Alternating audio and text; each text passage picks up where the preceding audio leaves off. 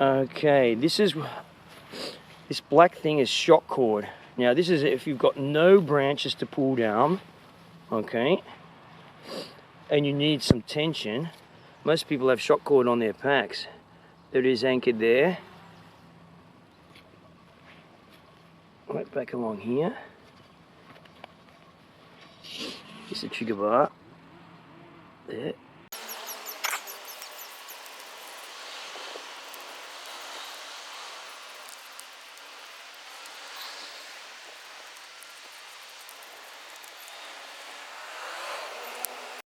Okay, so this is the toggle for the trap mechanism. You see it's kind of like I've carved it conically at this end, at this kind of angle, and it's got a notch in it here to accept the shock cord, which you will also tie the static cord to as well. So you've got that on there like that. And by the way, this wood, all the wood that the trap's made from is seasoned hazel. You don't have to use seasoned wood, but it's going to be stronger if you do. But this is hazel, okay? Because generally the branches are hazel are nice and straight, and they don't have many branches, side branches coming off them.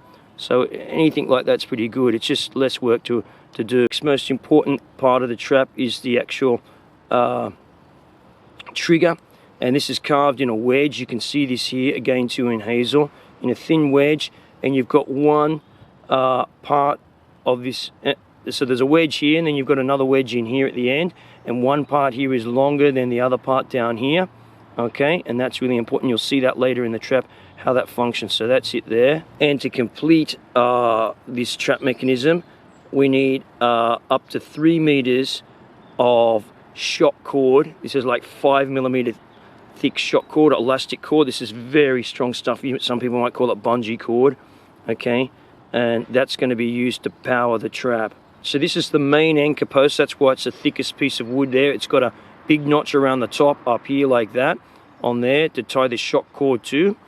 And this is what's going to anchor the shock cord. Now the important thing for this here is that at this end there's a wedge. You don't put a spike on it, you put a wedge, and that's the reason is when it's in the ground, the wedge will prevent it from being pulled over, whereas if you put a spike on it, it will be more easily pulled over. So that's why you carve the end into a wedge there. This is the second anchor post. Again, it's flattened on one side, and this is at the opposite end of the main anchor post. This is the anchor post which the toggle will go against, and you want it nice and smooth up towards the top where the toggle is going to rest against. So the toggle can be pulled around here, basically friction free. And finally you'll need a stabilizing bar, and this helps to stabilize the trigger mechanism, so it can be quite thin there and that, and you'll see that too in the following pictures how that works. So it's shaped in a bit of a spike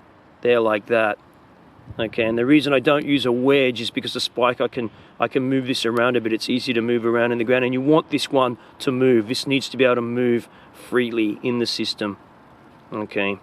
What we also need is about 1 meter of static cord. Now this is not paracord, because paracord is not static. It actually has quite a lot of stretch in it. So this is static 3.5mm, or 3mm would be good too. Or even 2.5mm to 3.5mm static rock climbing cord. This can be obtained at any good rock climbing or outdoor shop that sells cords cut to length. Okay, so that's what we need there. A blade to make those notches with, could be anything. Okay, here's the shock cord here. Here's the trigger system here. So this is going to pull that. You've got one here, one here, one here, one there, and the other stick is at the other end of the shock cord, which is anchoring the shock cord, providing the tension. So the animal would run down through here and pull this.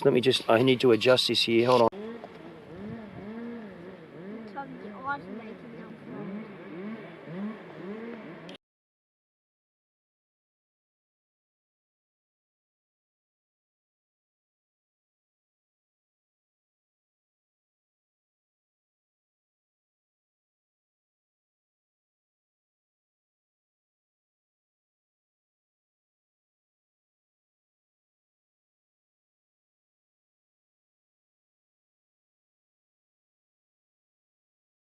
Here is the snare, and this would be the channel of the pathway where the animal would come down through here in the game trail.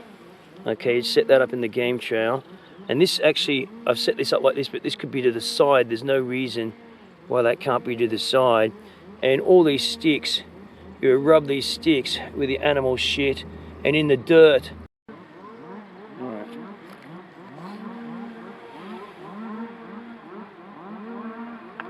Coming back this way, so the animal comes through, grabs through there.